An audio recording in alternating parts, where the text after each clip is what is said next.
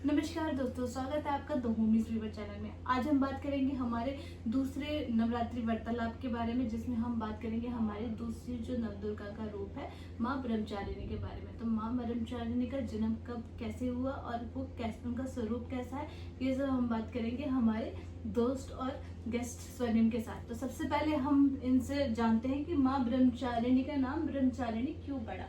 बिल्कुल, देखिए दूसरी विद्या और आप ये भी बोल सकते हो कि दूसरा स्वरूप जो माता का है, जिसे बहुत सौम्य स्वरूप माना जाता है, ब्रह्मचारिणी माता। तो अब इस शब्द का भी हम सद्य विच्छेद करें तो ब्रह्मचारिणी यानी कि ब्रह्म के स्वरूप से भी परा जो है वो एक अपरा शक्ति, उनको बोला जाता है ब्रह्मचारिणी। ठीक है, जिन्हें ब्रह्म ज्ञान को जीता हो। और ब्रह्मचारिणी माता इसलिए भी बोला जाता है क्योंकि माता ने शिव जी को प्राप्त करने के लिए कई वर्षों तक तपस्या करी थी। तो इसी फॉर्म में माता ने कंद, फल, फूल ये सब इत्यादि खाए थे और एंडेस्ट प्रोसेस तक आने तक माता ने सिर्फ एक पत्र बोले तो पत्ता, सिर्फ एक पत्ते तक को भी माता ने अपनी जीवा पे रख के पूरी तपस्या करी थी। तो जिससे ब्रह्मदेव ने भी प्रसन्न होकर उन्हें अपना ब्रह्मत्व दे दिया था। मतलब उनको ये बोला था कि आप इस स्वरूप से भी ऊपर है। तो यानी ब्रह्म स्वरूप से ऊपर जाना ब्रह्मचारिणी है। और उसी ही फॉर्म में माता को अपर्णा का नाम भी मिला था। तो ये एक थी ब्रह्मचारिणी, जो एक माता का जो नाम है उसका सही अर्थ। और दूसरा ये है कि माता का स्वरूप, माता का जो स्वरूप है वो सौम्य है, जैसा मैंने बोला। तो माता इस फॉर्म में श्वेत वस्त्र धारण की है, श्वेत वस्त्र भी या फिर सिंपल साधारण शुद्ध वस्त्र, और एक हाथ पे कमंडल, एक हाथ में माला है।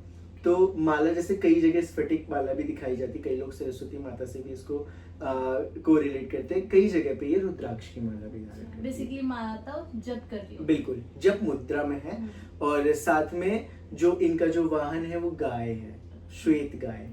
और इस फॉर्म में माता ने कुछ मुकुट कुछ धारण नहीं किया है। जनरली एक उनका जटा स्वरूप है, कर्ल हेयर है, और उसी में माता है। और माता ने खुद भी धारण करी है रुद्राक्ष की माला, तो इसमें है। और बाकी माता का जो अलग स्वरूप है उसको भी लोग पूछते हैं।